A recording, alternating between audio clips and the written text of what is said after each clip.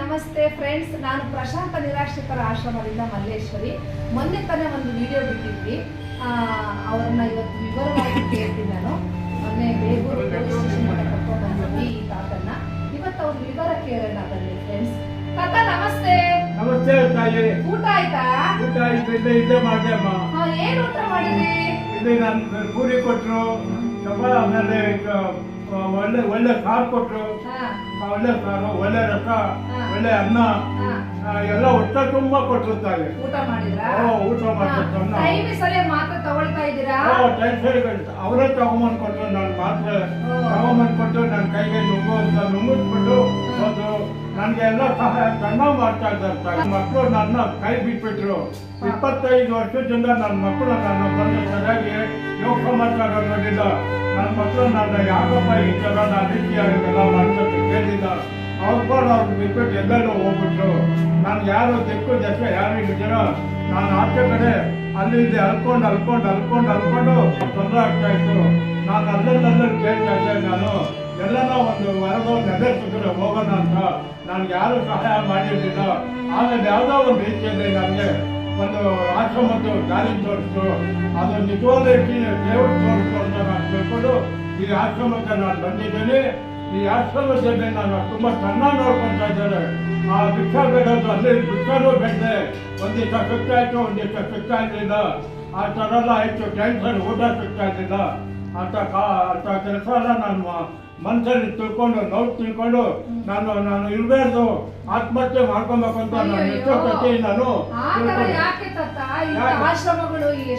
ಅದಕ್ಕೆ ನಾನು ತಿಳ್ಕೊಂಡು ನಾನು ಬೇಡ ಮಾಡ್ಕೊಳ್ಳೋದು ಬೇಡ. ನನ್ಗೆ ಒಳ್ಳೆ ಆಶ್ರಮ ಸಿಕ್ಕೈತೆ. ಇಂಥ ಆಶ್ರಮ ಬಿಟ್ಟು ನಾನು ಹೋಗೋದು ಬೇಡ. ನನ್ನ ಜೀವ ಎಲ್ಲ ಇಲ್ಲೇ, ನನ್ನ ಪ್ರಾಣ ಇಲ್ಲೇನೆ ಹೋಗೋದು. ನನಗೂ 76 ವರ್ಷ ಆಯಿತು.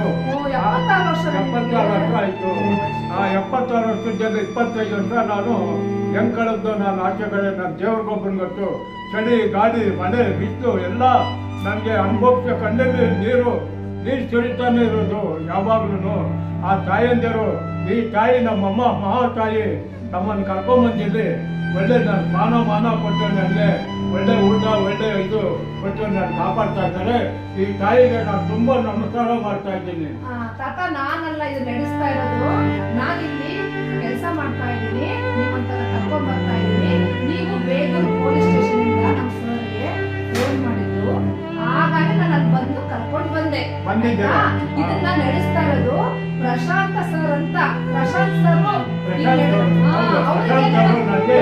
ಸರ್ಗೆ ಏನ್ ಹೇಳಕ್ ಇಷ್ಟಪಡ್ತೀರಾ? ಅವ್ರದ್ದು ಸಂಸ್ಥೆ ಆ ಸಮಸ್ಯೆ ನಮ್ಗೆ, ಆ ಪ್ರಶಾಂತ್ ಅವರು ನಮ್ಗೆ ಒಳ್ಳೆ ಕರ್ಕೊಂಬಂದ್ರೆ ನನಗೆ ಒಳ್ಳೆ ಇದು ನೋಡಿ, ಇದು ಯಾಕೆ ನೀವು ಇಲ್ಲಿವರೆಗೂ ಬಂದಿದ್ದೀರ ಅಂತ ಕೇಳಿದ್ರೆ ನಾನು ಈ ಥರ ತೊಂದರೆ ಇತ್ತಮ್ಮ, ನನ್ನ ತಂದೆ ನನಗೆ ನೀವು ಕಾಪಾಡಬೇಕು, ನಾನು ಅನಾಥ ಅಮ್ಮ ಅಂತ ಕೇಳಿದ್ದೀನಿ.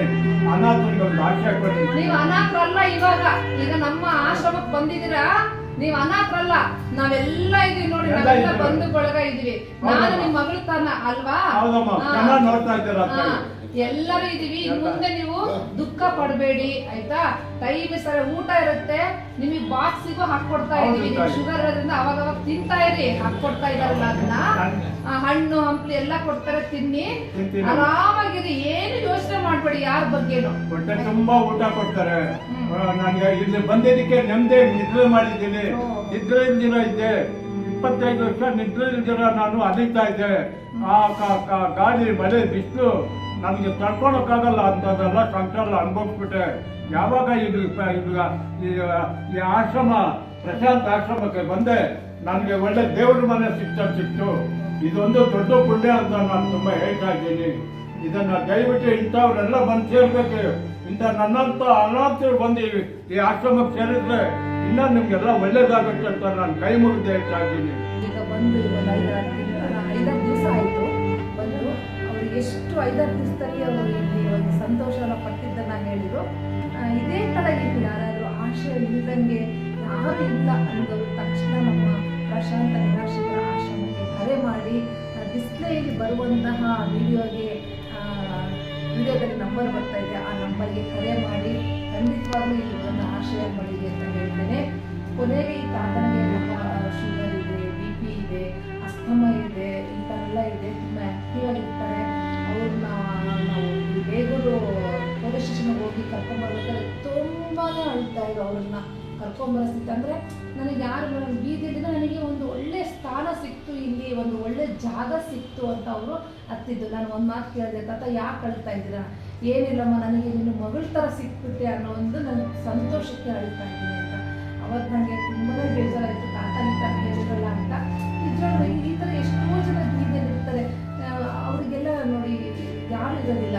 ದಯವಿಟ್ಟು ಯಾರಾದ್ರೂ ಸ್ಥಳೀಯರು ಇಂಥವ್ರನ್ನ ನೋಡಿದಾಗ ಹೆಣ್ಮಕ್ಳಾಗಲಿ ಗಂಡ್ಮಕ್ಳಾಗಲಿ ನಮ್ಮ ನಿರಾಶ್ರಿತರ ಆಶ್ರಮಕ್ಕೆ ಒಂದು ಫೋನ್ ಮಾಡಿ ಹೇಳಿ ಅವರಿಗೆ ಒಂದು ಒಳ್ಳೆ ಮಾರ್ಗ ತೋರಿಸ್ದಂಗಾಗುತ್ತೆ. ನಾನು ಸ್ಥಳೀಯರಲ್ಲೂ ಕೇಳ್ಕೊಳ್ತೀನಿ.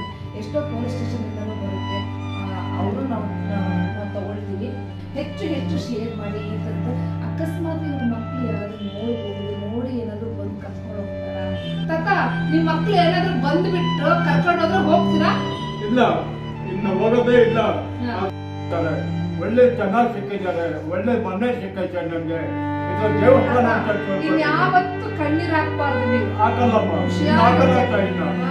ಅಳಬಾರ್ದು. ನಾನು ಸ್ಟೇಷನ್ ಅಲ್ಲಿ ನೀವು ಅಳೋದು ನೋಡಿದ ತಕ್ಷಣ ನನಗೆ ತುಂಬಾ ನೋವಾಯ್ತು. ನನಗೆ ಅಷ್ಟು ನೋವಾಯ್ತಮ್ಮ, ಅಷ್ಟು ನೋವು ಸಂಕಟಪಟ್ಟಿದ್ದೇನೆ. ಇಲ್ಲಿ ಆರಾಮಾಗಿ ನಿದ್ರೆ ಮಾಡ್ತಾ ಇದ್ದೇನೆ. ನಿದ್ರೆ ನಾನು ಅಲಿದಿರೋದು ಒಂದಲ್ಲ 108 ಕಷ್ಟಗಳು ಅನುಭವಿಸ್ಬಿಟ್ಟಿದ್ದೆ ತಾಯಿ. 108 ಕಷ್ಟ ಅನುಭವಿಸ್ರೆ ಯಾವುದೋ ರೂಪದಲ್ಲಿ ನಾನು ತಗೊಂಬಂದಿದ್ದು ಸೇರ್ಸಲ್ಲ. ಅವ್ರಿಗೆ ದೊಡ್ಡ ದೊಡ್ಡ ನಮಸ್ಕಾರ ಮಾಡ್ತಾ ಇದ್ದೇನೆ. ನಾನು ಪ್ರಶಾಂತ ಆಶ್ರಮಕ್ಕೆ ನಾನು ಬಂದಿರೋದು ನನಗೆ ತುಂಬಾ ತುಂಬಾ ಸಂತೋಷ ಆಯಿತು. ಇಂಥ ಜನಗಳು ಸಂದರ್ಭದಲ್ಲಿ ಬೇಗೂರು ಪೊಲೀಸ್ ಸ್ಟೇಷನ್ ಅವರಿಗೆ, ಇನ್ಸ್ಪೆಕ್ಟರ್ ಅವರಿಗೆ, ಎಲ್ಲ ಸಿಬ್ಬಂದಿ ವರ್ಗದವರಿಗೆ ನಾನು ಧನ್ಯವಾದಗಳು ಹೇಳ್ತಾ ಇದ್ದೇನೆ. ಯಾಕಂದ್ರೆ ಇಂಥ ಒಳ್ಳೆ ಅಪ್ಪಾಜಿಯವ್ರನ್ನ ನಮ್ಮ ಆಶ್ರಮಕ್ಕೆ ಕಳಿಸಿದ್ದೀರಾ. ದಯವಿಟ್ಟು ಅವ್ರಿಗೂ ಸಹ ನಾನು ತುಂಬಾ ಥ್ಯಾಂಕ್ಸ್ ಹೇಳಕ್ಕೆ ಇಷ್ಟಪಡ್ತೀನಿ. ಓಕೆ, ಪೊಲೀಸರು ಕರ್ಕೊಂಬಂದು ನಾನು ಸೇರಿಸಿರೋದು.